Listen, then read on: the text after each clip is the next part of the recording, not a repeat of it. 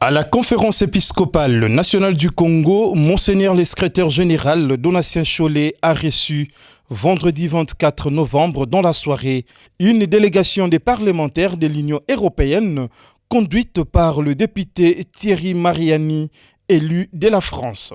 L'entretien a duré une trentaine de minutes dans la salle de réunion du nouveau bâtiment du centre interdiocésain de la Gombe. Cette délégation européenne s'est dit n'avoir abordé aucune question liée à l'observation électorale ni au processus même. La situation sécuritaire de l'Est était au centre de l'entretien, ont-ils dit. L'Église est du côté de la population. Nous avons tenu rencontrer l'Église catholique à cause de son engagement dans la recherche de la paix et la justice en RD Congo, a déclaré M. Thierry Mariani. Parce que les autorités religieuses sont toujours les plus près du peuple. Il n'y a pas d'élection, il y a simplement un dialogue avec les gens qui sont, en première ligne et ceux qui souffrent.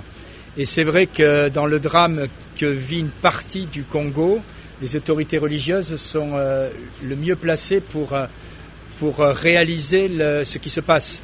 Et d'abord, nous voulions apporter notre soutien parce que l'agression du Rwanda ne peut plus continuer.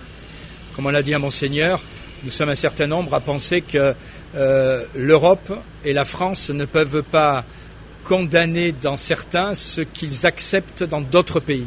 Voilà.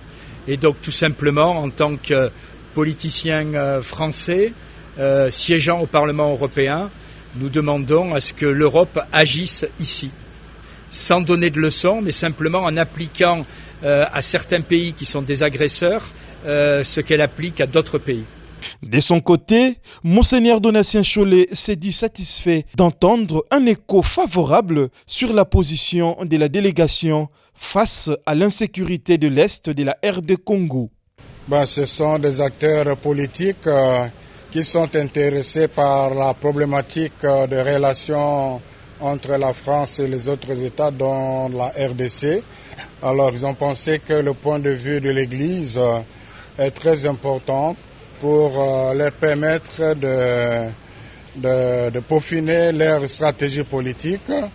Mais ce qui m'a particulièrement intéressé, c'est leur position, leur attitude par rapport à l'agression rwandaise. Là, j'ai retrouvé le plaidoyer que nous avons fait au niveau de l'Union européenne, au niveau des États-Unis, pour relayer le message des évêques qui dénonçaient l'indifférence, l'hypocrisie de la communauté internationale. Aujourd'hui, avec cette délégation des eurodéputés français, j'ai entendu un autre son de cloche. Ils n'hésitent pas à désigner l'agresseur, ils n'hésitent pas à faire un plaidoyer en faveur de la RDC.